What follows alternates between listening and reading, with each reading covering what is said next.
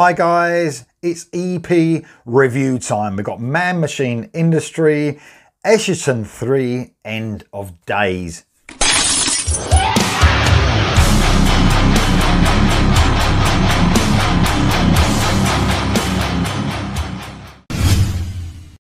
So this is part 3 of a trilogy. This is the last one of a brilliant trilogy of thrash. So this came out today, 5th of April. This band are from Sweden. They're fronted by a guy called Johnny Bergman.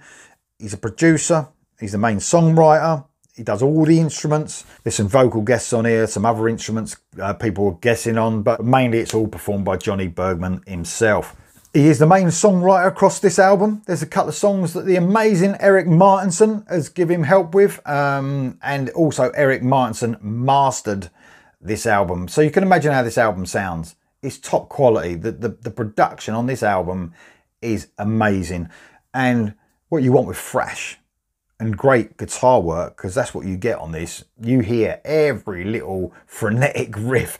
It is a brilliant production. It so pops out at you so much. It's exactly what you want to hear on a thrash album. So it brilliantly fits in with the other 2 EPs. As a trilogy, as a big album, I think you've got about 7 tracks on this album.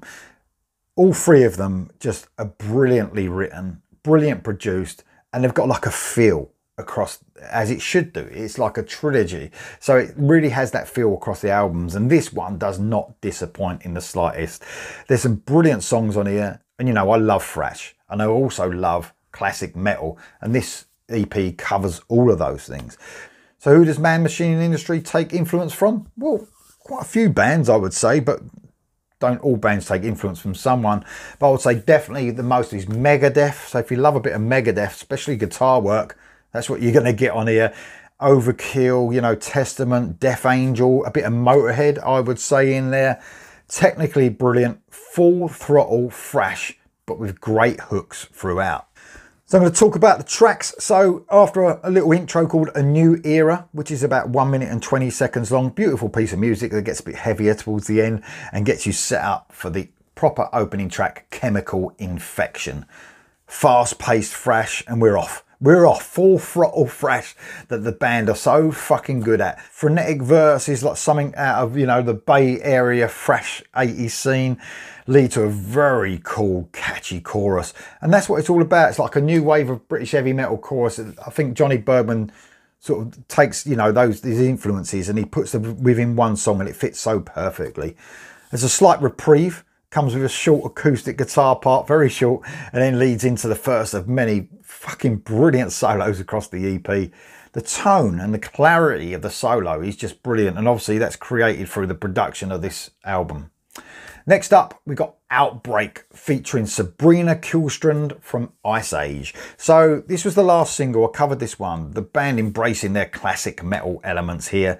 Almost groove metal feels as well in the verses. There's a great vocal performance by Sabrina Kjellstrand in the bridge to the chorus. It really reminds me of Pamela Moore, that appeared on the Queensryche album, obviously. Bergman and Kjellstrand work really well together in the chorus as well, as they're singing together.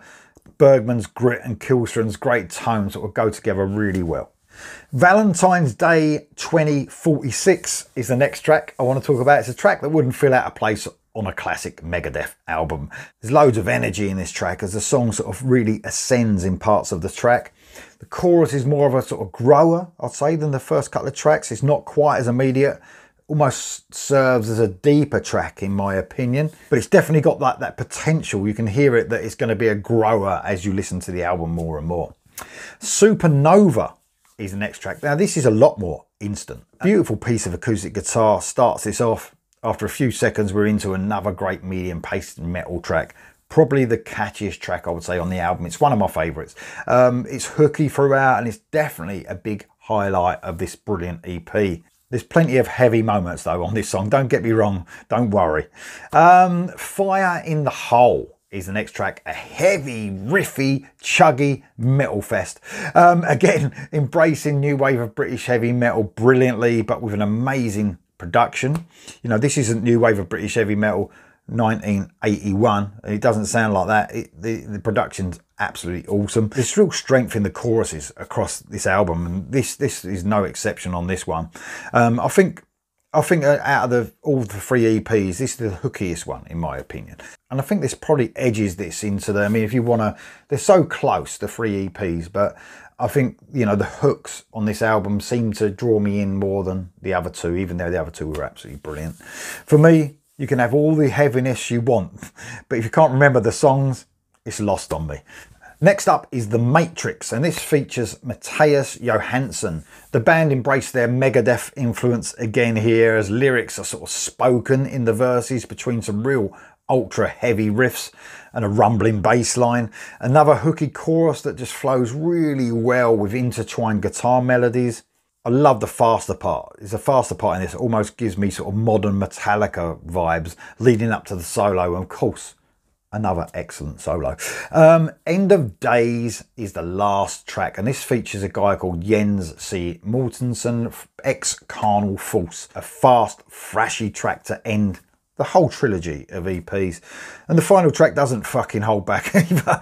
Frenetic guitar work, a pummeling rhythm section, and Bergman just giving his all in that aggressive track that is just thrash personified. Jens is also doing the spoken parts, I think, across this, as well as some singing.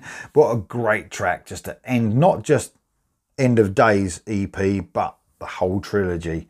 Been a bit of a cool ride actually, covering Man Machine Industry in these trilogy of EPs.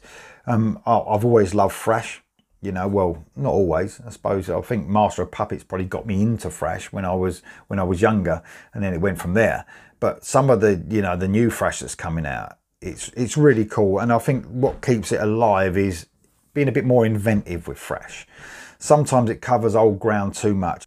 And I think with Man Machine Industry, they inject some of that, you know, fresh inventiveness that a lot of thrash bands can't do now.